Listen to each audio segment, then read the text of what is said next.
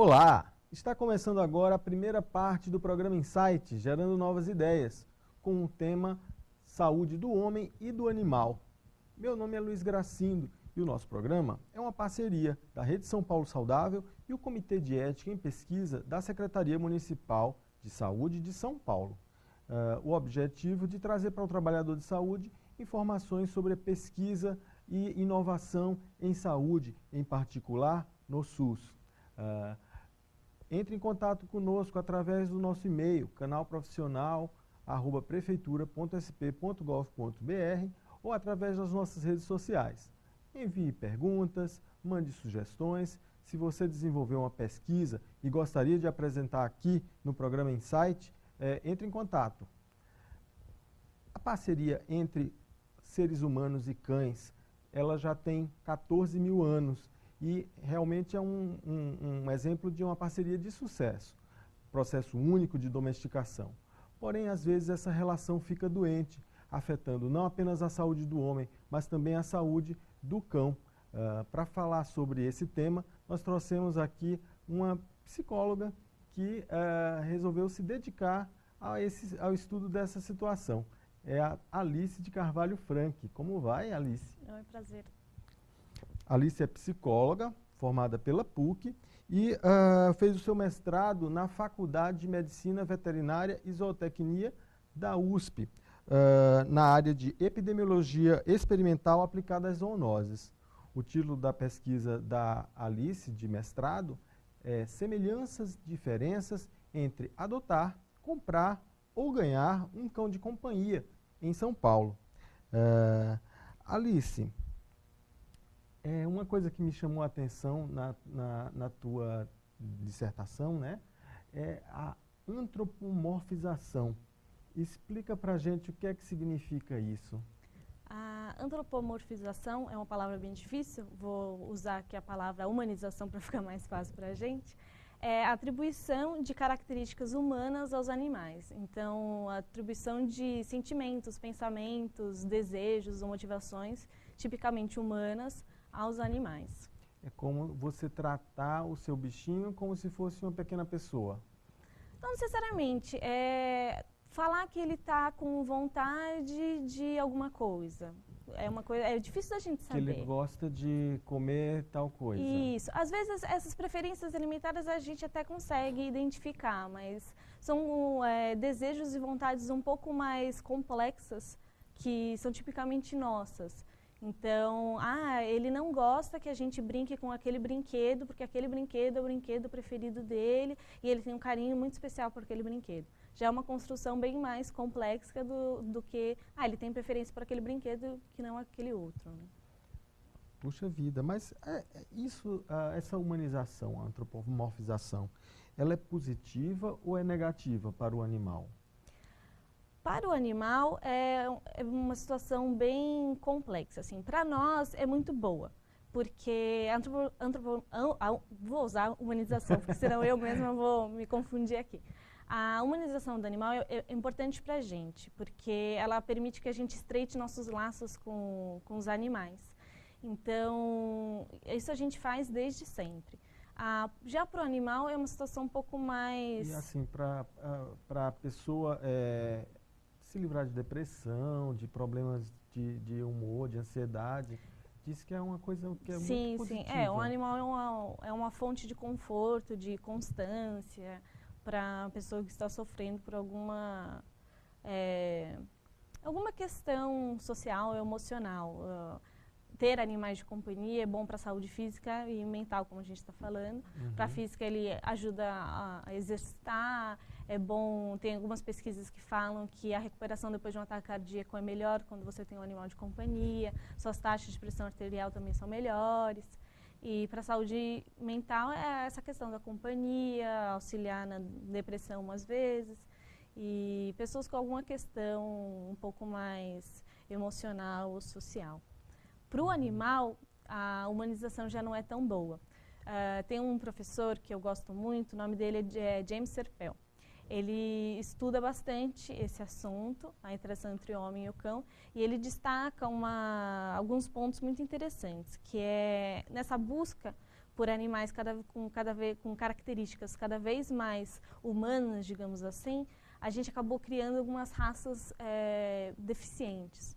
Então, por exemplo, aquelas raças com crânio bem arredondado, que são chamados braquicefálicos. São os cães com o crânio arredondado e o focinho achatado, como bulldog, shih tzu ou pugs. Eles têm olhos grandes e o crânio bem redondo, que assemelham bastante as características de um bebê, de um filhote, que são essas características mesmo dos olhos grandes e cabeça mais arredondada. E esses animais sofrem de muitos problemas de saúde. Então, eles só conseguem nascer por cesariana, eles têm problemas para regular a temperatura corporal por causa da dificuldade em respiração. Então, são animais que têm defeitos de saúde, deficiências graves de saúde, que prejudicam a vida deles. Mesmo outras raças, como, por exemplo, os dachshunds, que são os bacês, aqueles que têm as patinhas curtas, a chance deles terem problemas de coluna, dado o comprimento e obesidade, aumenta muito. Então, que ele chama o professor ele chama de seleção antropomórfica, que é selecionar animais que facilitam essa atribuição de características humanas a eles. E isso é muito cruel para o animal, porque a gente está criando animais deliberadamente com problemas de saúde, coisa que jamais a gente permitiria para os humanos. Puxa vida, que eu nunca tinha pensado nesse aspecto, Alice. Interessante mesmo. E aí tem essa questão de que muitas vezes essa relação, ao ser antropomórfica, e isso pode gerar, por exemplo, um sofrimento, tipo, você briga com seu cachorro como se estivesse brigando com uma pessoa. Então, em situações extremas acaba acontecendo isso mesmo, né? Dependendo de como você está tratando o animal, você acaba lidando com ele como se ele fosse uma pessoa mesmo. Isso é bem prejudicial, porque o animal vai ser sempre um animal, ele vai ser um cão. E a beleza da relação com o cão é justamente essa. Se você quer ter uma relação com outros humanos, tem amigos e famílias, a relação com o cão é única, porque ele é uma fonte de constância, de amor, que não importa quem você seja, como você seja no mundo, com as pessoas, ele vai estar sempre ali, feliz, abanando o rabo quando você chega em casa. Eu queria chegar porque tem um problema grande aqui no nosso município, que é o abandono de cães. Esses cães que ficam na rua e acabam acumulando lá no Centro de Controle de Zoonoses, né? Até que ponto esse abandono tem a ver com uma relação um homem-cão que foi rompida? Tem muito a ver. Ao atribuir todas essas características humanas ao animal, a gente cria expectativas irreais. Então, quando a gente vai adquirir um animal, a gente acha que ele vai ser leal, que ele vai ser divertido, que ele vai ser companheiro. E nem sempre tudo isso acontece. Muitas vezes ele vai chegar na sua casa e vai comer o seu sofá, vai destruir o seu sapato, vai fazer xixi e cocô no lugar errado. Coisas que ele precisa se acostumar ao lar e é tudo passivo de educação, né? Só educar o animal que todos esses comportamentos podem ser mudados. Mas tem gente que não tem essa jogo de cintura. E acaba não esperando o tempo que o cão necessita para aprender esses novos comportamentos. E acaba se desfazendo do animal. Então, um animal não cumpriu as expectativas que eu tinha, então vou me desfazer dele, porque ele acaba se tornando um objeto. Quando eu tenho expectativas, eu acho que ele vai ser de um jeito XYZ.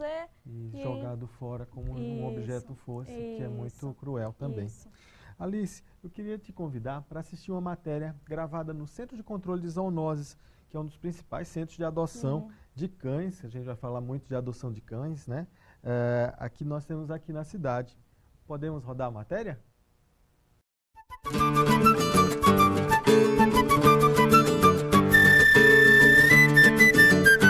A posse responsável, ela engloba um conjunto de fatores, né? Um conjunto de ações, de medidas que você tem que adotar.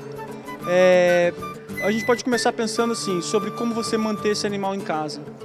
Você ter um lugar adequado, com espaço para ele, com comida, com água, um lugar que ele esteja abrigado das intempéries, né? Do sol, da chuva. você pensar que você tem que ter em casa hoje um animal castrado. A gente, por exemplo, só libera animal castrado. Se você é uma pessoa, né, uma pessoa comum, que não pretende ter um canil para procriação, nada, o ideal é que tenha um animal castrado.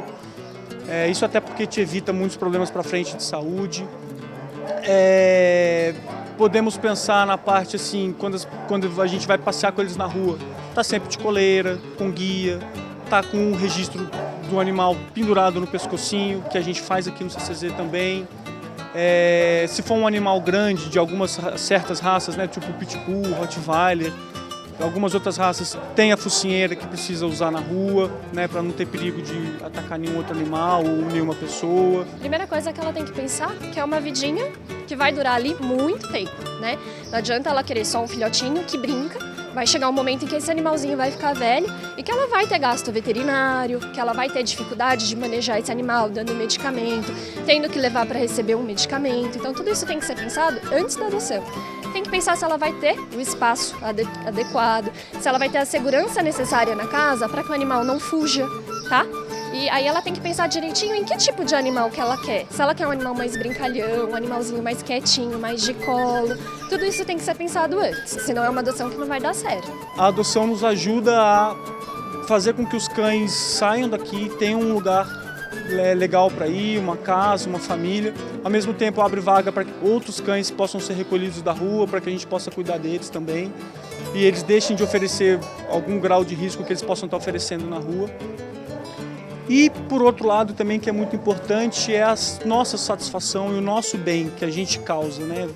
Você vir aqui adotar um animal idoso, um animal que tem algum tipo de dificuldade, é um bem muito grande que você faz para ele e para você também, né? Porque muitos animais ficam aqui a vida toda e morrem aqui de velho e ninguém quer, porque às vezes porque ele é mutilado, não tem uma pata ou não tem um olho, ou porque ele tem uma doença crônica que precisa de um tratamento contínuo. Então o bem que você faz para esse animal é enorme. Já tem até comprovação científica que ter um animalzinho de estimação em casa melhora a imunidade, tira pessoas de depressão, né? Porque você chega em casa e vê ali um animalzinho abanando um rabinho, vindo pedir um carinho, faz seu dia melhor, né? A educação das crianças, então você ter crianças crescendo com o animalzinho desde pequeno, ele vai crescer sabendo que ele não pode judiar, que ele não pode maltratar, que ele tem que alimentar, que ele tem os horários certinhos para tudo isso. Então também ajuda na questão da responsabilidade, tudo isso. A Fanny entrou na minha vida, agora que minha mãe faleceu dia 13 de agosto. Ela sofreu um infarto fulminante dentro de casa. Aí foi a única opção que eu tinha para poder não ficar pensando nela, porque agora eu estou morando na casa dela. Então eu resolvi adotar, porque eu acho crime você comprar um cachorro, sendo que não, um cachorro para mim, um animal não é um comércio. Então eu acho mais certo a gente vir adotar. A minha opção foi adotar, porque eu fico a maioria do tempo sozinha dentro de casa, para não entrar em depressão, então a minha opção foi essa. Aqui no CCZ hoje, o número de animais para ser adotado está variando em torno de uns 320 animais. Dentro desse número, nós temos animais de todas as maneiras que você puder imaginar. Desde filhotes, super saudáveis, até idosos que têm algum tipo de doença, tomam alguma medicação controlada. É muito bom, maravilhoso, ela é uma companhia maravilhosa. Ela fica o tempo todinha, deita, só dorme na frente do ventilador nesse calor. Ela é um amor, para mim está sendo maravilhoso.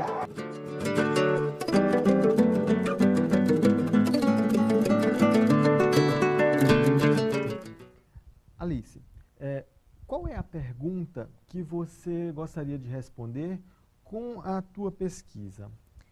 Eu queria muito entender como é que os vínculos eram rompidos, como que as pessoas eram capazes de abandonar os seus animais.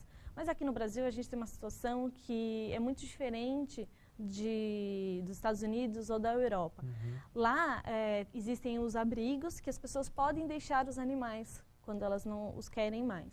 Aqui não, aqui os nossos abrigos, mesmo os municipais, os privados, as ONGs, elas não aceitam esses animais. Abandonar um animal aqui no Brasil é crime. E então as pessoas fazem isso escondidos. Então eu não teria acesso a essas pessoas. Então eu pensei, deixa eu fazer o caminho inverso, deixa eu tentar entender o que leva alguém a ter um animal. E como será que isso é diferente entre quem escolhe adotar e quem escolhe comprar, ou quem de repente alguém que ganha um animal? E eu queria estudar particularmente a questão do vínculo, como que o vínculo é formado com a pessoa que recebeu esse animal, seja comprando, adotando ou ganhando. Uhum. E meio comparar se a pessoa que adota e a pessoa que compra são perfis diferentes. Isso mesmo. Quis entender se eram perfis diferentes mesmo.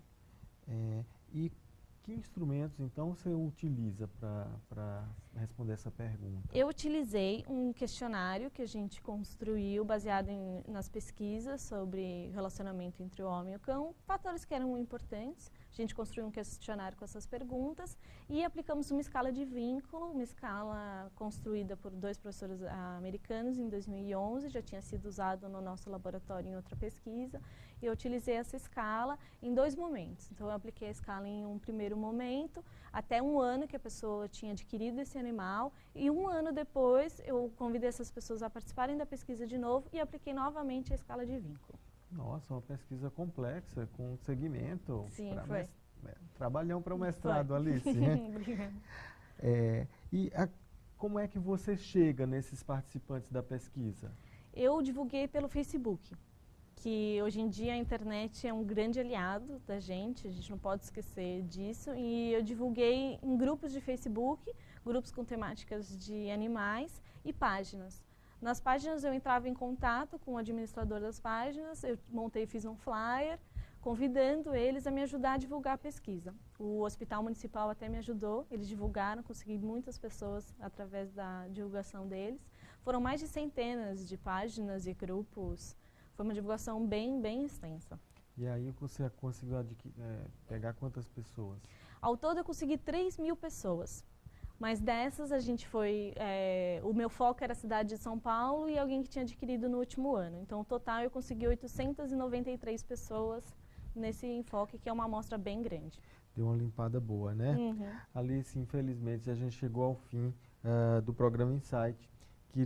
A gente vai querer muito saber os resultados da tua pesquisa, mas vamos ter que aguardar a segunda parte do programa, ou acessar a tese de mestrado da Alice, que deve estar em breve na Biblioteca Virtual em Saúde de São Paulo.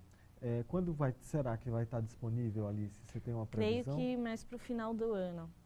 Mais para novembro, dezembro, Isso. Ok. Esse foi o programa Insight, Gerando Novas Ideias. Hoje com a nossa convidada Alice de Carvalho Franck, que é psicóloga e mestranda em epidemiologia da Faculdade de Medicina Veterinária e Zootecnia da Universidade de São Paulo. O programa da Alice tem como tema a saúde do homem e do animal, em cima da tese dela de mestrado, semelhanças e diferenças entre adotar, comprar ou ganhar um cão de companhia de São Paulo. Se você tem alguma dúvida, alguma sugestão, alguma pesquisa que você desenvolveu que gostaria de apresentar aqui no programa Insight, entre em contato através do nosso e-mail, canalprofissional@prefeitura.sp.gov.br, ou através das nossas redes sociais. Meu nome é Luiz Gracindo e eu aguardo você no próximo programa Insight, na próxima terça-feira, ao meio-dia, aqui no Canal Profissional. Essa TV que é feita por você e para você.